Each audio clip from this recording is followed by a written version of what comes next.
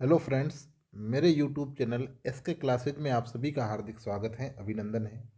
आज की क्लास के अंदर जो हमारी चर्चा का विषय है वो है रीट मेंस है। रीट मेंस के अंदर जो राजस्थान ज्योग्राफी का एक इम्पोर्टेंट टॉपिक है, सबसे पहला राजस्थान का भौगोलिक स्वरूप।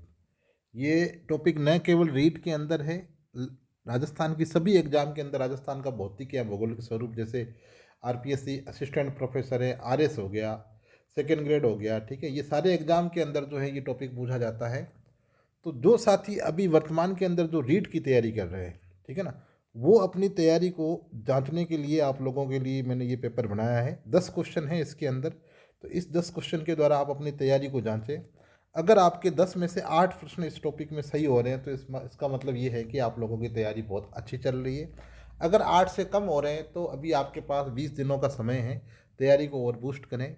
और अगर आपको ये वीडियो पसंद आए तो आप लोग इसको कमेंट करें, शेयर करें, साथ में चैनल को सब्सक्राइब कर दें। तो जो राजस्थान ज्योग्राफी के जितने भी टॉपिक दिए हुए हैं उनके सबके जो 15 से 20 जो इम्पोर्टेंट एमसीक्यू जो हैं वो मैं आपके सामने चैनल के ऊपर लेके आ जाऊंगा। ये आपके 20 तारीख से पहले पहले सारी चीज़ें करवा दूंगा, ठीक है ना। चलो शुरू करते हैं टॉपिक को। पहला क्वेश्चन है, मध्य अरावली की सबसे ऊंची चोटी कौन सी है?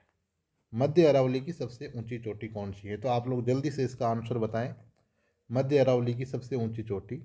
साथियों, आपको पता है राजस्थान के अंदर जो, अगर अपन राजस्थान के मानचित्र की जैसे बात करते हैं तो आप लोगों को पता है कि राजस्थान के अंदर जो है अरावली पर्वतमाला जो है वो यहाँ से जो है खेड़ बर्मा सिरोही से प्रवेश करती है। और अरावली का जो सिस्टम रहता है लगभग इस हिसाब से रहता है ये, ठीक है ना। तो ये जो अरावली है राजस्थान के अंदर, इस अरावली को 3 भागों के अंदर बांटा गया। कितने भागों में? 3 भागों के अंदर, ठीक है ना। अगर आप लोग देखोगे तो ये जो है ये आपकी हो जाती है दक्षिण अरावली, ये मध्य अरावली और ये उत्तरी अरावली, ठीक है ना। तो यहाँ बात कर रहे हैं कि मध्य अरावली की सबसे ऊंची चोटी। तो साथियों, मध्य अरावली जो है वो ये वाला भाग है और इसकी सबसे ऊंची चोटी जो है वो आपके हैं तारागढ़। कौन सी है? तारागढ़, जो आपके कहाँ है? अजमेर के अंदर। तारागढ़ कहाँ है? अजमेर के अंदर है। और तारागढ़ की जो ऊंचाई है वो 869 भी है कुछ किताबों में और कुछ में 870 भी है। तो ये आपकी हो गया मध्य अरावली की सबसे ऊंची चोटी कहाँ है? तारागढ़ है। और कौन से ज़िले में है? ये आपके अजमेर ज़िले में है। ये कई एग्जाम के अंदर पूछा गया है। अगला है, अरावली पर्वतमाला की तीसरी सबसे ऊंची चोटी व संबंधित जिला है। अरावली पर्वतमाला की तीसरी सबसे ऊंची चोटी व संबंधित जिला है। तो साथियों, अरावली पर्वतमाला की जो प्रमुख 5 चोटियां हैं, प्रमुख 5 चोटियां हैं, मैं आपको बता दूं। सबसे पहली जो है आप सभी लोगों को पता है, एक वो गुरु से देव जरा अचल, एक ट्रिक है ना, गुरु से देव जरा अचल। तो पहली है गुरु शिखर। पहली कौन सी है? गुरु शिखर। दूसरी कौन सी है? शेर। तीसरी आपके देलवाड़ा। चौथी आपके जरगा। और पांचवी कौन सी है? अचलगढ़, ठीक है। ये 5 चोटियां हो गई। पहली गुरु शिखर, दूसरी शेर, तीसरी देलवाड़ा, चौथी जरगा और पांचवी अचलगढ़। तो गुरु शिखर जो है ये तो आपके माउंट आबू सिरोही के अंदर 1722 मीटर है। शेर ये आपके 1597 मीटर है, ठीक है। तीसरी जो है देलवाड़ा ये आपके 1442 मीटर है। चौथी जो जरगा है ये 1431 मीटर है। पांचवी अचलगढ़ 1380 मीटर है। तो अब आप लोग मुझे इसका आंसर बताओ। तीसरी सबसे ऊंची चोटी व संबंधित जिला है।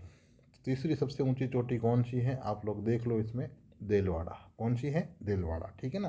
तो ये आप लोगों के लिए हो गया कि देलवाड़ा जो है अरावली पर्वतमाला की तीसरी सबसे ऊंची चोटी है। अगर दूसरी पूछे तो कौन सी है? दूसरी जो है वो आपकी कौन सी है? शेर है। शेर की ऊंचाई कितनी है? 1597 है। और तीसरी आपके देलवाड़ा हो गई। चौथी कौन सी हो गई? जरगा हो गई, ठीक है ना। तो ये आप लोग इस हिसाब से याद कर सकते हो, ठीक है। ये आपकी अरावली की जो है। अब देखो, एक तो ये आपकी इनकी ऊंचाई हो गई। दूसरी आप इनकी लोकेशन जो है वो ध्यान रखें। गुरु शिखर आपके सिरोही के अंदर है। शेर भी आपके सिरोही के अंदर है, देलवाड़ा भी आपके सिरोही के अंदर है, लेकिन जरगा कहाँ है, उदयपुर के अंदर है, और अचलगढ़ वापस क्या है, सिरोही के अंदर है। ठीक है, तो ये आपको ध्यान रखना है। तो इसका आंसर क्या हो जाएगा आपके, इसका आंसर हो जाएगा तीसरी चोटी कौन सी है, तीसरी आपकी होगी देलवाड़ा, ये इसका आंसर हो जाएगा। इसकी कितनी है, 1442, ठीक है, मीटर। ये आपकी हो गई 1597 मीटर। ये जरगा हो गई 1431 मीटर। अचलगढ़ आपकी हो गई 1380 मीटर। ठीक है, अचलगढ़ पांचवी सबसे ऊंची चोटी है, और शेर जो है वो आपकी दूसरी चोटी है ऊंची सबसे। देलवाड़ा जो है वो आपकी तीसरी सबसे ऊंची चोटी है। जरगा जो है वो चौथी है, और पहली जो है वो कौन सी है, गुरु शिखर है, जिसे कर्नल जेम्स टोड ने संतों का शिखर भी कहा है। अब बात करें अरावली पर्वतमाला की लंबाई कितनी है, जल्दी से बताएं। अरावली पर्वतमाला की लंबाई राजस्थान के अंदर कितनी है। देखो यहाँ से जैसे ये अब कई बार क्या राजस्थान दिखता नहीं, सीधा ये दिखता है अरावली पर्वतमाला की लंबाई कितनी है, और पहला ऑप्शन जो होता है ऐसा दिया हुआ होता है जिसको हम सही कर लेते हैं। ठीक है, लेकिन वो सही होता नहीं है। तो इस प्रकार से क्वेश्चन को पढ़े, जैसे मैंने भी अभी क्या है, सीधा अरावली पर्वतमाला की लंबाई पढ़ लिया, जबकि क्वेश्चन क्या था, राजस्थान में अरावली पर्वतमाला की लंबाई कितनी है। ठीक है, तो जल्दी से बताएं राजस्थान में अरावली पर्वतमाला की लंबाई कितनी है। तो साथियों मैं आपको बता दूं कि जो अरावली पर्वतमाला है, अरावली जो पर्वतमाला है, ये जो पर्वतमाला है यहाँ से जैसे शुरू होती है इधर से, और ये यहाँ जा कर के क्या हो जाती है, समाप्त हो जाती है। जहाँ से शुरू होती है वो आपके हैं खेड़ ब्रह्मा। खेड़ ब्रह्मा कहाँ है, सिरोही के अंदर। और जहाँ ये समाप्त होती है राजस्थान के अंदर, जहाँ समाप्त होती है तो वो जगह है आपके खेतड़ी झुंझुनू। फिर ये आपके जो हैं इधर से ये हरियाणा और फिर दिल्ली जाती है, और इधर से आपके ये खेड़ ब्रह्मा सिरोही जो है, इससे पहले ये आपके होता है पालनपुर गुजरात, पालनपुर गुजरात। ठीक है, तो अगर हम कुल बात करें पालनपुर गुजरात से लेकर के टोटल जो बात करें, पालनपुर गुजरात से लेकर के टोटल जो बात करें, तो वो टोटल तो आपके जो दिल्ली का जो रायसीना पहाड़ी है टोटल बात करें तो ये है 692 किलोमीटर।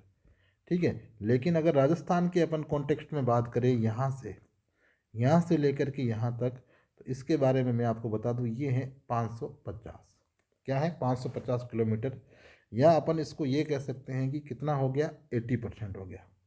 अरावली पर्वतमाला जो है इसका 80% भाग कहाँ है, राजस्थान के अंदर है। तो इस क्वेश्चन का आंसर क्या हो जाएगा, राजस्थान में अरावली पर्वतमाला की लंबाई कितनी है, तो लंबाई है 550 मीटर, और ये आपकी हो जाएगा 80%। अरावली का 80% भाग जो है वो राजस्थान के अंदर है। फिर अगला क्वेश्चन है, अरावली पर्वतमाला का प्रवेश राजस्थान में कहाँ से होता है। जैसे मैंने अभी बताया था, अरावली पर्वतमाला का प्रवेश राजस्थान के अंदर ये जो जगह है, ये जगह आपकी खेड़ ब्रह्मा सिरोही है। कौन सी है, खेड़ ब्रह्मा सिरोही। तो इसका आंसर क्या हो जाएगा, खेड़ ब्रह्मा सिरोही हो जाएगा। ठीक है, और यहाँ खेतड़ी झुंझुनू में राजस्थान में समाप्त होती है। ये अरावली का स्टार्टिंग पॉइंट है ऑल ओवर देखें तो, और ये ऑल ओवर एंडिंग पॉइंट है। राजस्थान के अंदर अरावली यहाँ से शुरू होती है और यहाँ पर ख़त्म होती है। फिर जो नेक्स्ट हैं वो आपके थार के रेगिस्तान को अरावली पर्वतमाला से अलग करने वाली वर्षा विभाजन रेखा है। तो देखो साथियों मैं आपको बता दूं कि जैसे राजस्थान का एक छोटा सा एक जो आउटलाइन जो मैप है वो मैं बात कर रहा हूँ।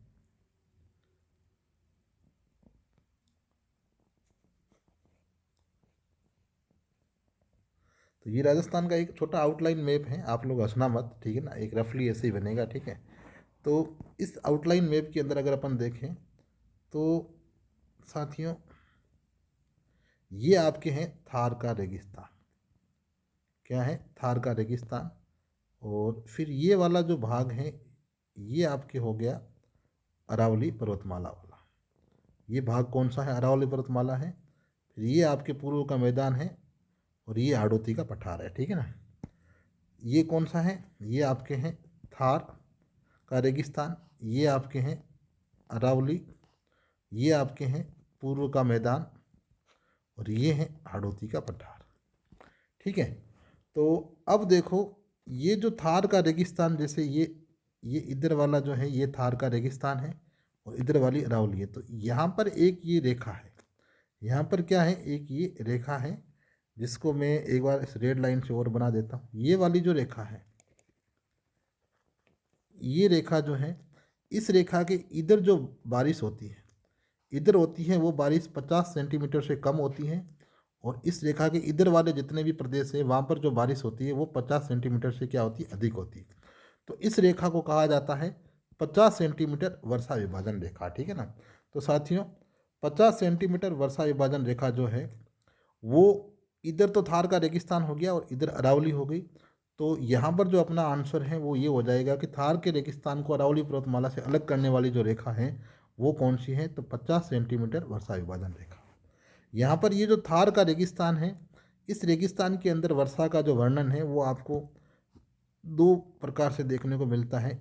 ये वाला जो थार का रेगिस्तान दो भागों में बंटा हुआ है, ये वाला जो एरिया है ये तो आपके हैं शुष्क रेगिस्तान, और इधर वाला जो है वो है आपके अर्ध शुष्क रेगिस्तान। शुष्क के अंदर जो है आपके जैसलमेर, बाड़मेर और बीकानेर है। अर्ध शुष्क के अंदर जो है आपके पाली हो गया, जोधपुर हो गया, नागौर हो गया, गंगानगर हो गया, हनुमानगढ़ हो गया, ये वाले आ जाते हैं, ठीक है। तो ये आपको ध्यान रखना था, इसका आंसर हो गया ये। फिर है राजस्थान के भौतिक प्रदेशों के क्रम में सही नहीं है। तो साथियों जो थार का रेगिस्तान है ये वाला जो आप देख रहे हो, ये वाला बिल्कुल 61.11% पर फैला हुआ है, बिल्कुल सही है। अरावली पर्वतमाला ये आपके जो है 9% भूभाग में फैली हुई है, ये वाली बिल्कुल सही है। पूर्व का मैदान आपके 39% में फैला हुआ है, इसमें आपको ये क्या है, गलत है। क्या है, गलत है। पूर्व का मैदान जो है साथियों मैं आपको बता दूं, पूर्व का मैदान 39% के अंदर फैला हुआ नहीं है, ठीक है ना। आप लोग जल्दी से बताओ कि ये कितने जो है उसमें फैला हुआ है पूर्व का मैदान, जल्दी से बताओ। तो साथियों ये आपके फैला हुआ है 23%। 23% भूभाग में फैला हुआ है, लेकिन 39% जनसंख्या इस मैदान में रहती है। और जो थार का रेगिस्तान है वो 61.11% भूभाग में फैला हुआ है, और यहाँ पर 40% जनसंख्या का क्या है, निवास है। अरावली पर्वतमाला 9% भूभाग में फैली हुई है, और इस भूभाग में 10% जनसंख्या जो है वो निवास करती है। हाड़ौती का पठार बिल्कुल 7% भूभाग में फैला हुआ है, और यहाँ पर 10% जनसंख्या का क्या है, निवास है। तो इसका आंसर आपके क्या हो जाएगा, पूर्व का मैदान वाला हो जाएगा। फिर है बेसाल्टी लावा से निर्मित प्रदेश है। तो साथियों बेसाल्टी लावा से निर्मित प्रदेश जो है वो राजस्थान का हाड़ौती का पठार, जो काली मिट्टी का प्रदेश है। यहाँ पर आपके 4 जिले मेन देखने को मिलते हैं, कोटा, बारा, झालावाड़ और बूंदी। ये 4 जिले जो हैं, डांग क्षेत्र जो है यहाँ आता है। तो इसका आंसर बेसाल्टी लावा का क्या हो जाएगा, हाड़ौती का पठार हो जाएगा। फिर है अरावली पर्वतमाला की जो उत्पत्ति है वो कौन से काल में हुई थी या कब हुई थी। तो साथियों अरावली पर्वतमाला की जो उत्पत्ति है वो प्री कैम्बियन काल में हुई थी। कब हुई थी, प्री कैम्बियन काल में। फिर अगला क्वेश्चन है बरखान क्या है। बहुत इंपॉर्टेंट क्वेश्चन है, कई बार एग्जाम के अंदर पूछा गया है। साथियों बरखान जो है एक अर्धचंद्राकार बालू का स्तूप है। इस प्रकार का जो है क्या है, बालू का स्तूप मतलब रेत का टीला है। इस प्रकार का क्या है, रेत का टीला है, ठीक है ना। ये जो टीले हैं ये आपके पश्चिमी राजस्थान जो है, स्पेशली जैसलमेर और बाड़मेर, ठीक है ना। पश्चिमी राजस्थान के अंदर ये अर्धचंद्राकार बालू का स्तूप जो होते हैं ये आपको देखने को मिलते हैं, और इनको बरखान कहा जाता है। ये जहाँ पर बनते हैं वहाँ पर वर्षा होने की संभावना रहती है, या वर्षा का जो है ये कारण जो होते हैं, ठीक है। तो बरखान अर्धचंद्राकार बालू का स्तूप हो गया। फिर लास्ट जो इम्पोर्टेंट क्वेश्चन है, बहुत बहुत अच्छे लेवल का क्वेश्चन है। राजस्थान हिंदी ग्रंथ अकादमी की किताबों में ये क्वेश्चन बहुत अच्छे लेवल का दिया हुआ है, इसको अच्छे से देखना। हमादा है, क्वेश्चन है हमादा क्या है, ठीक है। तो साथियों राजस्थान के अंदर जो थार का रेगिस्तान है, देखो एक चीज़ मैं बताऊं आपको, जो राजस्थान के अंदर थार का रेगिस्तान है, कौन सा रेगिस्तान है, थार का। इस थार के रेगिस्तान को 2 भागों में बांटा गया है। कितने भागों में, 2 भागों में। एक तो है शुष्क रेगिस्तान और एक है अर्ध शुष्क रेगिस्तान। शुष्क रेगिस्तान में जो वर्षा का लेवल है वो है 0 से 25 सेंटीमीटर, और अर्ध शुष्क रेगिस्तान में जो वर्षा का लेवल है वो 25 से 49 सेंटीमीटर, ठीक है ना, या 50 कह सकते हैं। तो शुष्क रेगिस्तान जो है साथियों, शुष्क रेगिस्तान जो है इसको 3 भागों में बांटा गया है। कितने भागों में? 3 भागों में। मतलब शुष्क रेगिस्तान जो है ये 3 प्रकृति का है, 3 प्रकार का है। एक तो इस रेगिस्तान में पूरी रेत ही रेत है, मतलब शुष्क रेगिस्तान पूरा रेतीला है, ठीक है। एक शुष्क रेगिस्तान के अंदर आपको कुछ जो है चट्टानें भी देखने को मिलेगी, तो वो हो गया चट्टानी। और तीसरा जो है वो आपके हैं पथरीला, जहाँ पर आपको पत्थर भी देखने को मिलते हैं, ठीक है ना। तो शुष्क शुष्क रेगिस्तान जो है वो आपके 3 प्रकार का है, रेतीला, चट्टानी और पथरीला। अब ये जो तीनों प्रकार का रेगिस्तान है, इसको भूगोल की भाषा के अंदर जोग्राफिकल टर्म के अंदर इनको अलग नाम दिया गया है। जैसे रेतीला रेगिस्तान है, इसको कहा गया है इर्ग। क्या कहा गया? इर्ग, ठीक है ना। और चट्टानी जो है इसको कहा गया है हम्मादा। क्या कहा गया? हम्मादा। और पथरीला रेगिस्तान जो है इसको कहा गया है रेग, ठीक है ना। तो ये तीनों जो जोग्राफिकल टर्म्स है ये आपको ध्यान रखना है। इर्ग जो है वो रेतीले रेगिस्तान को कहा जाता है, हमादा जो है वो चट्टानी रेगिस्तान को कहा जाता है, और रेग जो है वो पथरीले रेगिस्तान को कहा जाता है, ठीक है। इस क्वेश्चन का आपके आंसर क्या हो जाएगा? इस क्वेश्चन का आपके आंसर हो जाएगा हमादा, जो पूछा हुआ है तो हमादा देखो चट्टानी। तो ये आपके आंसर इसका हो जाएगा। और अर्ध शुष्क जो है, अर्ध शुष्क के अंदर आपके जैसे एक तो नागौर बेसिन हो गया, नागौर वाला लवणीय क्षेत्र हो गया, एक आपके लूणी वाला हो गया, लूणी बेसिन हो गया, लूणी नदी का प्रवाह तंत्र हो जाएगा, एक आपके घग्गर बेसिन हो गया, ठीक है ना। ये इसके अंदर आते हैं, ठीक है। तो साथियों ये आपके लिए एक छोटा सा वीडियो था, आपके सभी एग्जाम के लिए काम का है, स्पेशली रीट वालों के लिए। अगर आपके 10 में से 8 क्वेश्चन सही हो रहे हैं तो आपकी तैयारी बहुत अच्छी है। अगर 8 से कम हो रहे हैं तो आपको अभी और तैयारी करने की आवश्यकता है। अगर आपको ये वीडियो अच्छा लगा हो तो प्लीज़ वीडियो को शेयर करें, साथ में इस चैनल को सब्सक्राइब कर लें, ताकि मैं आपके और टॉपिक्स जो है उनके ऊपर भी इस प्रकार के इंपॉर्टेंट क्वेश्चन जो हैं वो आपके लिए ला सकूं। ये सारे क्वेश्चन जो हैं राजस्थान की विभिन्न एग्जाम के अंदर पूछे गए हैं, और ये आपके आने वाले एग्जाम के लिए भी बहुत ज़्यादा महत्वपूर्ण है। तो thank you very much, wish you all the best. जय हिंद, जय भारत।